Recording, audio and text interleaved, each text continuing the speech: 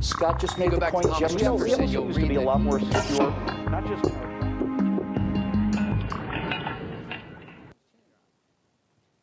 She's an old political hack, and they are young rising stars. How could one of the GOP's dynamic Latino duo defeat Hillary Clinton? I'm PJTV's Scott Ott with Bill Whittle and Stephen Green, and episode 2 of our 3-part series analyzing your 2016 presidential contender matchups.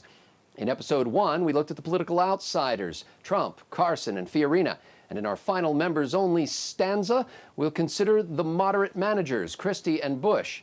We're neglecting Santorum, Kasich, Huckabee, Pataki, and Paul for what might be an obvious reason, time constraints.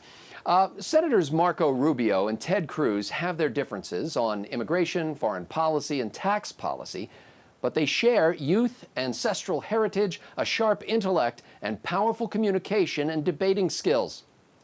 Now, some have suggested pairing them on the ticket could be the 2016 Republican Dream Team, a stark contrast with Blanche, the tired old nag, and whatever lackey she picks for VP.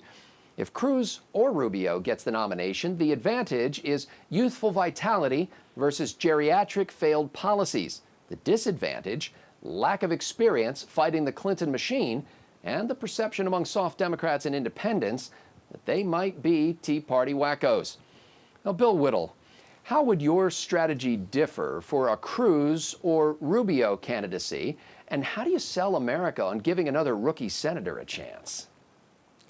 Well, as a Tea Party wacko myself, I'm here to tell you I've seen both these guys in action. I know Ted Cruz a lot better than Rubio. I've seen Marco Rubio once in person in a real small room.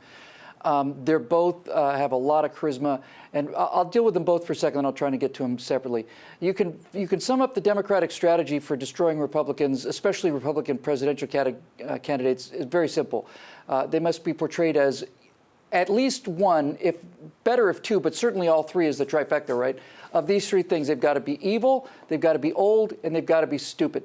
Those are the three things that you have to do to a Republican candidate. You've got to criticize him for being old, evil, or stupid. So McCain was old and probably a little evil, maybe stupid. Bush, of course, wasn't old, but he was stupid and evil. Sarah Palin is double stupid, probably evil. Romney, who was neither old or stupid, had to be made into being evil, even though he was the nicest guy in the world. Newt Gingrich is not stupid, but he's old and evil, and you get the general idea. Now, the problem with both Cruz and Rubio is neither of them are old, neither of them are stupid, and so they're going to have to be made into being evil. But the problem with that is they're actually both really nice guys. Ted Cruz, especially in person, is one of the warmest people I've ever met. Years ago, I thought Ted Cruz's problem was that he's going to be perceived as too friendly for the job. But Ted on camera doesn't come off as well as Ted does in person, and I think that's something that we're going to see change. Rubio has a tremendous charisma. He struck me sometimes as being a little bit, I want to say lightweight exactly, but maybe just a little unseasoned. But let me just say this about both of these guys together, okay? They are the smartest guys in the room. Scalia, who's got an IQ of 300, said that Ted Cruz is the smartest law clerk we have ever had at the Supreme Court in the history of the Supreme Court. Marco Rubio, before he became a senator, when he was a junior, some sort of a junior like government kind of an intern or something, I forget the number, but came up at the state of Florida, came up with like 37 different advisory suggestions to improve both the budgeting and the streamlining and the efficiency of the state. And he submitted it as like this junior intern, and they adopted all 37 of them. I mean, the guys are both really smart. Now, obviously, what Hillary Clinton's going to be doing is she's going to run on, we need another historic presidency. We need to make it a woman for the White House. You get one of these guys or both of these guys, you can go to the Hispanic market, you can say the same thing. And I think Hillary Clinton is a terrifically weak candidate.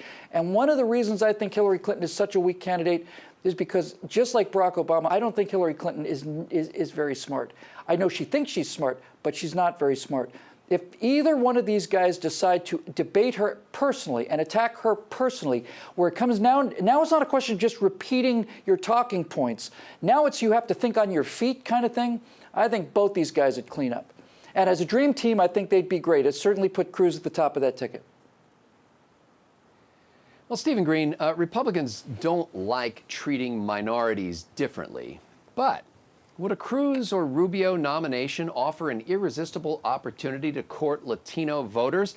And how would you wage the battle against Clinton with one or both of these rising stars? Well, it may be irresistible, and that would be an unfortunate thing. Conservatives and libertarians don't play well into identity politics because we don't believe in that, and the inauthenticity comes through every time, and then the Democrats beat you over the head with it, and we lose every time. It's just, it doesn't work. Don't play that. Let the last names speak for themselves. That's all you need to do. As to the candidates themselves, look, if Rubio is at the top of the ticket, I don't know that I can vote Republican, and let me tell you why. I mentioned in the first episode, I've had something of a political metamorphosis in the last couple of weeks. Rubio is the wrong guy now on immigration. Look, in 1856 to 1860, the Whig Party destroyed itself over the issue of slavery. It was out of sync with the rest of the nation, and well, at least with the northern half of the nation, and with its own base that was increasingly abolitionist. Right now, my own personal immigration policy is probably closer to Rubio's than to Donald Trump's.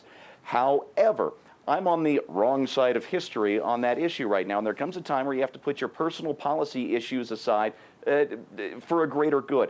And I think that if Rubio is the nominee, he will become the president, and he will destroy the GOP over immigration. It will go the way of the Whigs, because the base and the mood of the country is not in sync with Marco Rubio.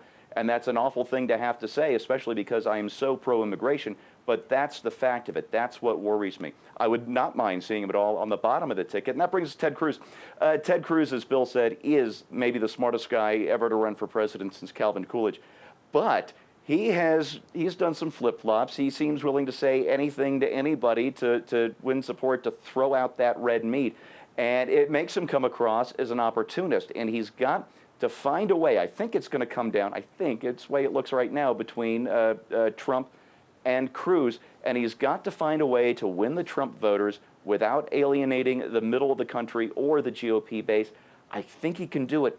But I worry about his mean. I worry about the thing where he comes across as an opportunist. Go ahead, Bill. I'd love to see him at the top of the ticket. Policy-wise, he is my guy. He's my guy, too. I was just going to say, if I had to bet, Scotty, if I had to bet, I'd say, Steve just said Trump and Cruz. If it comes down to Trump and Cruz, if I had to bet right now in December, I'd say that's going to be the ticket, Trump and Cruz. Yeah. Well, the best indicator I've seen of that lately has been at the last Republican presidential debate, when it was obvious that Ted Cruz had reduced the amount of petroleum products in his hair. Somebody is getting to him about presentation. You can clearly see that. Well, listen, you can't really lump Cruz and Rubio together when it comes to strategy of how to run a race. Despite their similarities, their distinctions call for different approaches. A Cruz candidacy calls for firing up the base, what the consultants call GOTV, get out the vote.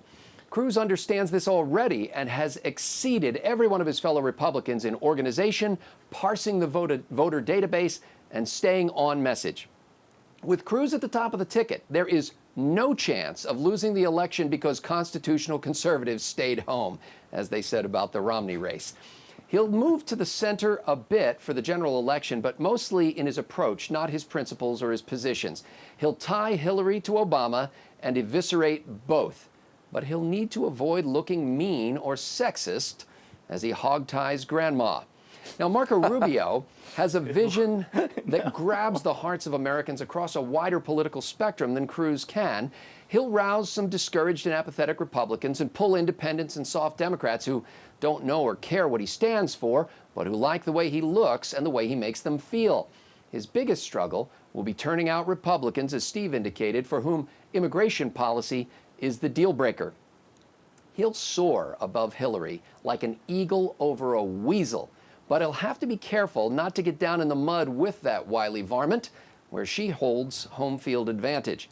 Rubio's conservative coattails stretch longer than most, and he'll be a welcome addition to congressional candidate fundraisers, especially in politically divided districts. For Cruz to marshal his down-ballot co-partisans into a winning coalition, he'll have to back off his attacks on what he calls the Washington cartel and mend some fences with incumbent Republican legislators with whom he has a carefully cultivated reputation as a pariah.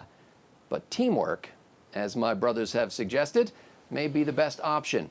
With, in my opinion, Rubio at the top of the ticket and Cruz wielding the sword, Hillary Clinton would soon have lots of time to spend with those grandbabies. For Bill Whittle, Stephen Green, and the entire trifecta crew at pjtv.com, I'm Scott Hott. They can visit her